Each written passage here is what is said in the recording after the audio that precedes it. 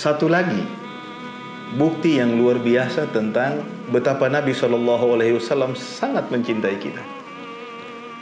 Betapapun beliau ditolak, dimusuhi, tapi beliau tetap bersikap baik, bahkan mendoakan kebaikan kepada umatnya.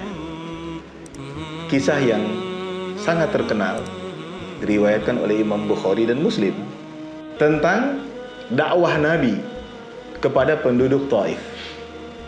Jadi di saat Nabi SAW dalam kondisi yang sangat bersedih, ditinggalkan oleh istrinya Khadijah, kemudian disusul lagi oleh pamannya Abu Talib, Rasulullah merasa dukungan terhadap dakwah beliau di Mekah mulai berkurang. Beliau ingin mencari dukungan di luar Mekah, maka beliau berinisiatif untuk datang kepada penduduk Taif yang letaknya tidak jauh dari Mekah. Beliau ditemani oleh Zaid ibnu Harithah, datang kepada penduduk Taif, menyampaikan risalah Islam ini kepada mereka. Beliau berharap mendapat dukungan dari penduduk Taif, sehingga beliau merasa cukup kuat untuk bertahan menyampaikan risalah tauhid ini di tengah kota Mekah yang sebagian dari mereka sangat memusuhi beliau.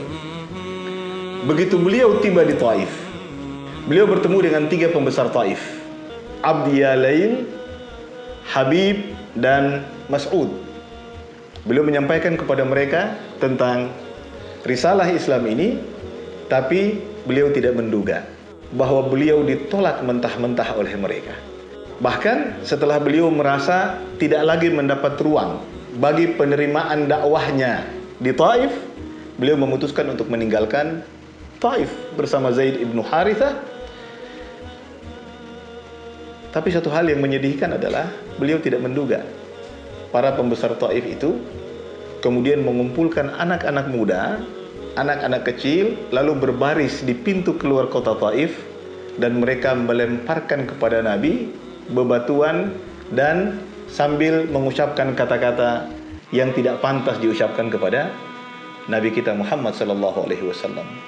Zaid ibnu Harithah harus bergerak cepat, berusaha melindungi Nabi dari lemparan-lemparan itu, tapi akhirnya juga Zaid mengalami luka, seperti halnya baginda Nabi SAW juga mengalami luka akibat lemparan anak-anak muda Taif itu.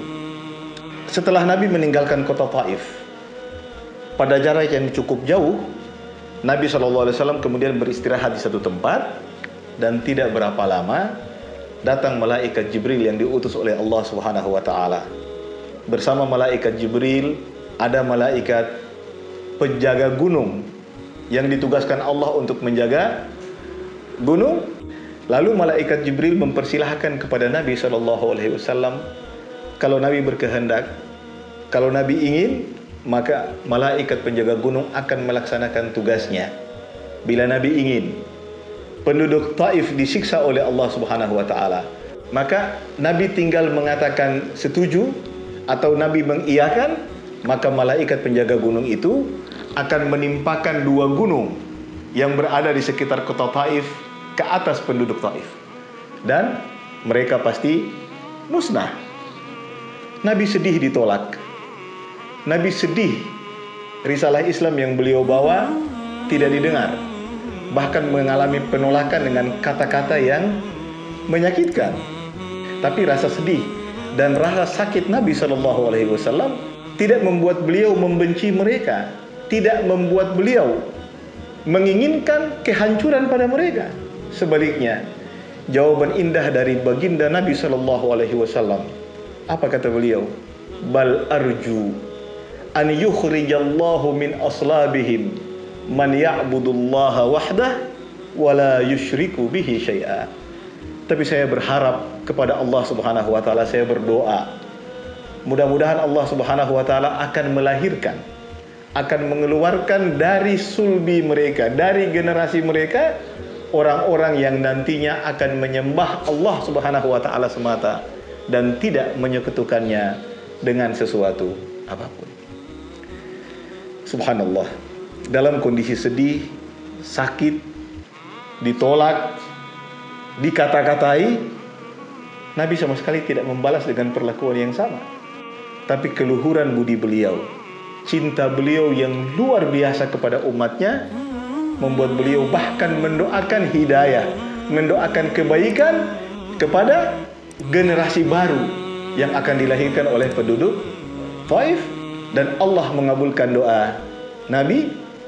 Kota Taif yang berada di dekat Mekah hari ini adalah kota yang diisi dengan orang-orang yang beriman kepada Allah Subhanahu wa taala, menyembahnya semata dan tidak menyekutukannya dengan sesuatu apapun.